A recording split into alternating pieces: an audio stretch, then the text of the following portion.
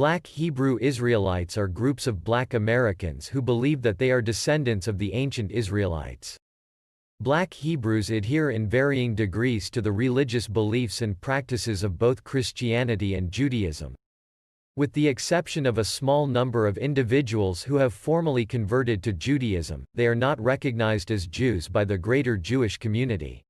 This Wednesday, my podcast with Vocab Malone. It's on Black Hebrew Israelites in part, which is one of the most searched items on equip.org website and something that you've probably been exposed to, whether you realize it or not. The primacy that they give to their identity doctrine. What I mean is they want to make this claim about who they are. It's the most important thing. It's the golden goose, you know. Urban apologetics and being equipped with essential Christian doctrine. We hope you enjoy the energy, the information, the insights from Vocab as much as we did. Private Eye, how may I help you? Oh, yes, okay, hold on. Listen, I've got a meeting in 5 minutes, so I have to make it quick. Call him a cracker. An Edomite. Oh, he's black. He's black, is he? Well, so-called black. We both know that. I'm from the tribe of Ephraim, by the way. Okay, call him a coon. Yes. A coon, a sellout, an Uncle Tom. Any of those should work fine. Yes, private eye for Yahweh Shai. At your service. Thank you very much. All right.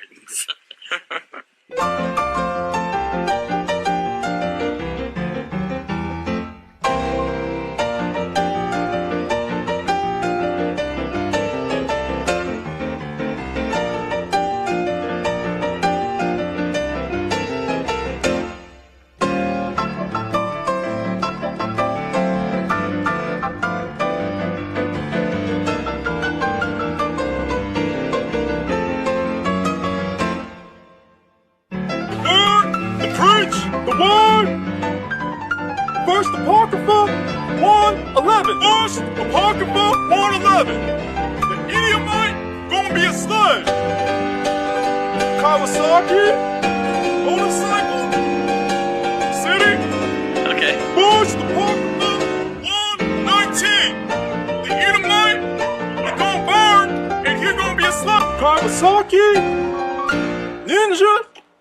Shut up, Holmes. Let me just say, this is coming with a lot of caution, okay? Yes. Go to YouTube and type in Black Hebrew Israelites. I got to have a serious caution attached to that because the stuff that you will get is vile. I mean, it's bad. Some stuff is not so bad.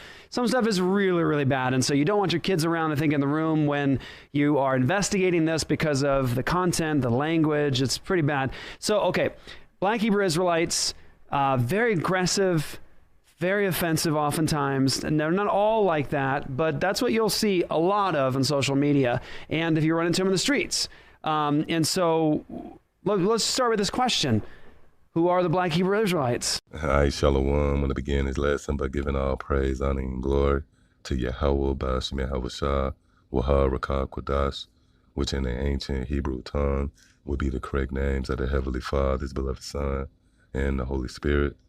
I also would like to give double honors to my teachers, the head apostles and elders of Great Millstone. Much due honors and respect to the sincere brethren out there that's also laboring in His work.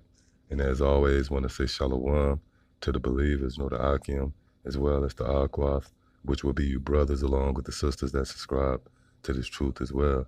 So yeah, this sitting right here is going to be somewhat of a more in-depth look, if you will, into something me and the brothers briefly touched on during a live class we streamed, centered around this demon, Vocab Malone, in his vehement attempt to somehow discredit the validity of the so-called Negroes, Latinos, as well as Native Americans being the ancient biblical Israelites.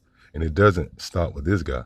For the most part, all of you nations out there, but in particular, the so-called white man, all of you who have caught wind of the children of Israel, being built up, and returning to our heritage. Well, that's not in your best interest. Why? Because it pretty much marks the start of your ending, man. See, as long as we was associating and aligning ourselves with being so-called Negroes and Puerto Ricans and Mexicans and Haitians and Jamaicans and Cubans, you know, Argentinians and Guatemalans, well, that was in your favor. You know, that set well with you. Why? Because that was a reminder that we was in subjection under you, man. See? But the moment we began to rebuild, all right, build ourselves up through the Spirit and power, Yahweh Shem Yahweh, meaning aligning ourselves with our true nationality, being the children of the Most High, right? Then that's a conflict of interest. See that?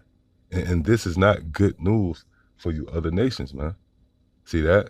Now, again, this lesson right here is going to be a more in-depth look into something we briefly touched on, and pretty much highlight the fact that this is nothing new. You know, whenever the Heavenly Father stirred up our enemies, you know, and they rose up against us, you know, and ultimately took us into captivity or what have you, well, whenever we began to build up, that wasn't in the best interest of the nations, man. See? And the fact that the Lord would once more show favor to his people. Well, guess what? You're witnessing that once again. That's why you see this momentum, all right, of these different nations, starting with Esau, come up against us, man. All right? Now, before we get into this lesson, I'm going to start off with a quick precept found right here in the book of Proverbs, the 6th chapter, and starting at the 16th verse. It says, "These 6 things doeth the Lord hate, yeah, 7 are an abomination unto him."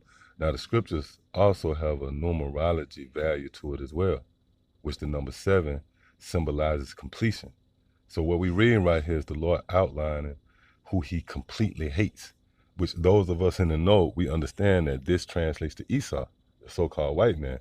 And the Lord is going to give you the core reasons of why he hates this man, you know? Verse 17, a proud look. Yeah, and we know that this devil is proud. See? A lying tongue, and you can't, you know, refute the fact that lying is synonymous with the so-called white man. You know, when you take a look into history, for an example, it's distorted, you know, it's clouded and shrouded with lies and deception, man. All right? It says, "In hands that shed innocent blood," and hands that shed innocent blood. And Esau is also guilty of that, you know? When you go back into the time of Christopher Columbus, within a 4-year campaign, this man slaughtered up to 1 million natives a year, man. All right? Which he wrote in his memoirs, he couldn't set his sword down for 1 hour, proving that that's Esau, man. All right? Because that's his blessing. This is how this man rationalized things out by way of the sword and the shedding of blood. See, in his pursuit to power, it was nothing but bloodshed, you know, left in the wake, and carnage, man, and destruction. See? Verse 18, a heart that deviseth wicked imaginations. And even to this very day, you know, this man is devising a wicked imagination in the form of this microchip, the RFID chip, which is the mark of the beast spoken of in the book of Revelation, you know, the 13th chapter and the 16th verse. You know, the idea of this coronavirus, this mystery virus, right? That's nothing more than a so-called white man and his heart devising wicked imaginations, man, all in effort to crown his enterprise a success. See? It says, feet that be swift and running to mischief. Yeah, here it is. This man is on the other side of the damn hemisphere, yet he have a U.S. embassy and military base all throughout the globe. See? That's a form of his feet being swift to run into mischief. See? A false witness that speaketh lies, and he that soweth discord among brethren. See? And he that soweth discord among brethren. And the so-called white man is guilty of that, man. All right? Now, when you consider the idea of sowing discord, a cord is, let's say if you have an extension cord, you know? Well, if you cut it, right, that means you have just broken that line of power. And this is what this man is guilty of, you know, which a cord goes back to a line, which in this case would be your lineage, all right? So the so-called white man is guilty of sowing discord, man, and pretty much cutting us off from being a nation, man. Matter of fact, let's get that before we continue. This is the book of Psalms, the 83rd chapter, in the 4th verse. It says, they have said, come and let us cut them off, see, which translates to sowing discord, all right? They have said, come and let us cut them off from being a nation. See that? That the name of Israel may be no more in remembrance. See that? So that's why you had this swarm of activity, you know? Storm with guys like Vocab Malone vehemently coming up against the idea of us associating ourselves with being Israel, man. Because they understand at the moment that this happened, in their spirit, they understand that this marks the start of their ending. All right. Now, this lesson right here, in this lesson, I wanted to feature a video clip from this devil, Vocab Malone, which is pretty much more of an indictment against him, right? Proving that he was set up pretty much by these elites, you know, to try to somehow stifle this growth, you know, within Israel, right? And before we get that, I want to go to the book of Ezra, the 4th chapter, which when read with understanding and through spiritual lenses, you will see that this is actually a foreshadowing of what's taking place right now. All right. It says, now when the adversaries of Judah and Benjamin heard that the children of the captivity builded the temple. Yeah. And again, this is what you're witnessing right now, man. You know, you got these different camps springing forth. You see the momentum of this word going forth, and it's actually falling on the ears of our adversaries. See, again, now when the adversaries of Judah and Benjamin heard, see, that the children of the captivity, which the so-called Negro, Latino, and Native American over here in America is indeed the children of the captivity, man. See? Builded the temple unto the Lord power of Israel, and that's what you're witnessing. We building the temple. The temple is symbolic to the house of David, man. See? Then they came to Zerubbabel, right? And to the chief of the fathers and said unto them, let us build with you, for we seek your power. And that's what you see, especially with Christianity. You know, they have this doctrine of the Gentiles, you know, spoken of mainly through the writings of Paul, being the other nations, man. That's a form of them feeling as if they can build with us. But what you're going to come to find out, those Gentiles that was grafted back in, that was called in, those are Israelites, man.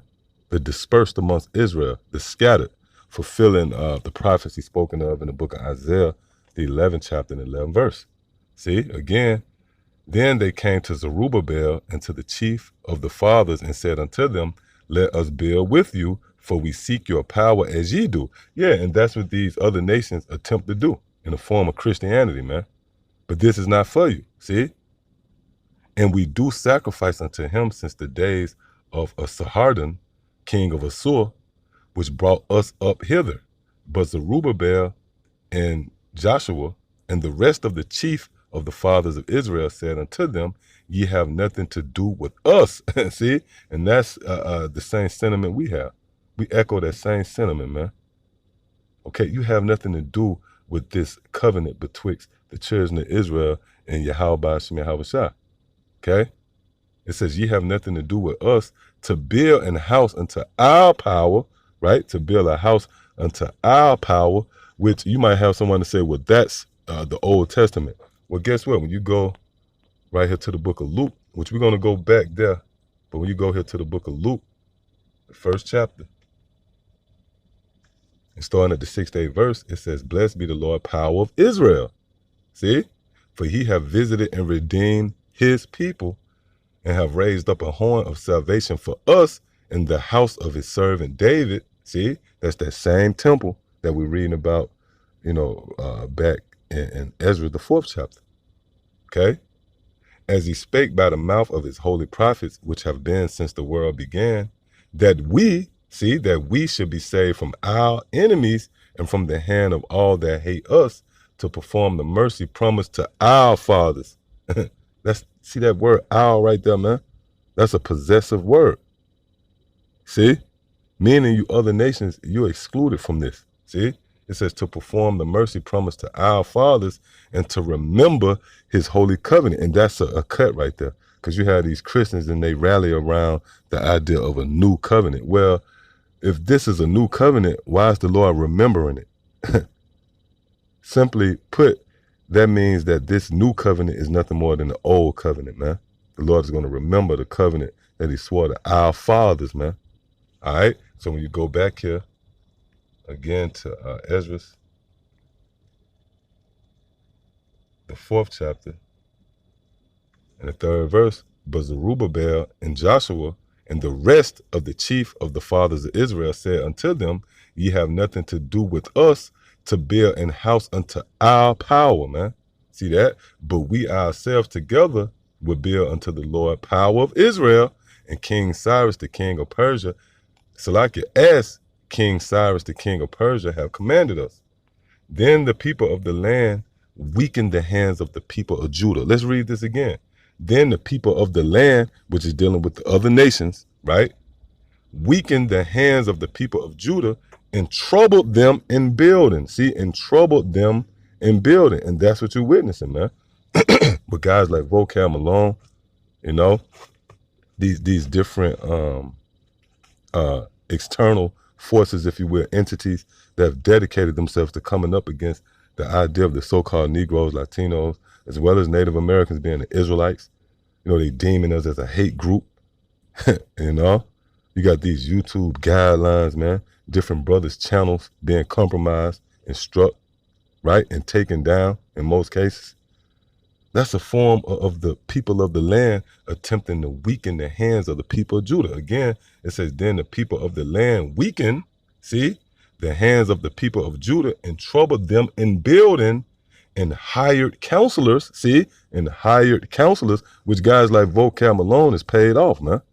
See, and hired counselors against them to frustrate their purpose all the days of Cyrus, king of Persia, even unto the reign of Darius, king of Persia. So they was they was adamant, man, about frustrating the building of the temple. And guess what? That's playing out again. See that? So before we continue, let me pull up real quick video, right? Featuring, you know, an interview with this demon Vocab Malone. And his words is going to condemn him, you know? And once you hear his words and what we just read, you will see where it all come together. All right? So here we go. This Hebrew Israelism, this ideology, it's a small step. All you do is say, you know that book that we cherish so much? Guess what? We're the star of the story in that book. Yeah, and that's biblical prophecy as well. We ought to encourage our people, man, you know, to strengthen the feeble, you know, to comfort one another with these words, you know, to convey a message to a people who's been downtrodden, beaten down, man. All right? We are the stars of this movie. We have hit the jackpot, man. But read it through new and improved lenses. Right, yeah. So what you want us to continue to read the book through the lenses of plantation Christianity, man? But the differences are significant, and I think they'll play into the growth and popularity of Hebrew Israelism in the years to come. and do we have any idea of their size, how many congregations they have? Yes. Things like And these devils worried, man. Okay, so there's different types and stripes of Hebrew Israelites, like everybody knows. There's, on one end of the spectrum, essentially what are black Jews, and maybe they still at the same time hold to a Hebrew Israelite identity. Then way over here on the other end of the spectrum is what's called One West Hebrew Israelites. There's the so-called radical. The man David Anderson was affiliated with One West variety of Hebrew Israelism. Think of it similar to Salafi Islam. Then and that devil go, you know, trying to lump us with Islam, man. There's multiple camps. That's a common name for these groups, camps. They usually don't say group. They usually don't say camps. Some of them will say church, but camp is the favorite term. Now, within that, we've been doing our own type of speculations and all this, but it appears our speculations were way, way off. And what I mean by that is extremely underestimated. And here's why I say that, and this is the answer to the question. Lifeway Research earlier this year just did an extensive analysis when they did a survey of Black Americans' views of Jews in Israel. And within that, they asked questions about Hebrew Israelism. And the data said 4% of all black Americans self-identify as a Hebrew Israelite. Yeah, what's wrong with that? What's wrong with that? You want so-called black Americans to identify with Christianity or Islam or being a Moor, all right? Or you know, being an atheist, anything but being an Israelite, man. That's a problem, right? That's a problem for these devils, man. You know, that's an alarming stat to this devil, that all of a sudden the percentage, you know, is going up concerning so-called Negroes mainly associating themselves with being Israelites. You choose about 1.8 million Americans say they're a Hebrew Israelite. Not only that, almost 20% said they're sympathetic or agree with most of the doctrine. So it's way broader ideology, if those numbers have anything to them. And Lifeway usually does good research. Lifeway does good research. And an article just came out by Razul Berry in Christianity Today called "Knocking on My Jewish Neighbor's Door."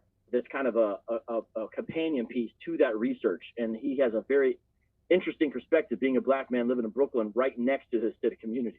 So that's an extensive acceptance of this ideology. Yeah. You see, you see this devil say, hey, they worried, man. You know? And why is it such a problem, vocab, that, you know, these numbers are growing, we growing as a people in relation to aligning and associating ourselves with being Israelites, man? Well, that's biblical prophecy, man. You know, the reason why, you know, this fear has settled on the minds and hearts of you Edomites, storm with you Edomites, because right now we're in captivity under you devils, but as well as these other nations, but mainly you Edomites. The reason why fear is overcoming you, right, is because this is biblical prophecy, man. You know, it was foretold that the nation of Israel, storm with the elect, will rise again. We will actually build the house of David, man. And again, that will mark the start of your ending. All right? Which brings me right here to the book of Revelation, the 11th chapter, in the 11th verse. It says, and after 3 days and a half, the spirit of life from Yahweh Shemah entered into them. Yeah, and this spirit of life is symbolic to the proper knowledge, wisdom, and understanding of the scriptures. It says, and they stood upon their feet. See? And they stood upon their feet. Who stood upon their feet? The elect of the nation of Israel. And that's playing out. This prophecy is unfolding right before your eyes. See? And they stood upon their feet, and great fear fell upon them which saw them.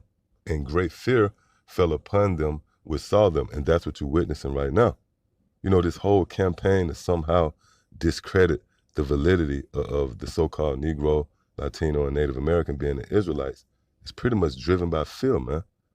You know, the fear of facing the reality of a people, you know, whom you dealt treacherously with, you know, the crimes and atrocities committed at your hands towards a certain people for hundreds and hundreds of years. All right, the idea of this people being raised up first and foremost, being the children of the Most High, that causes great fear, man.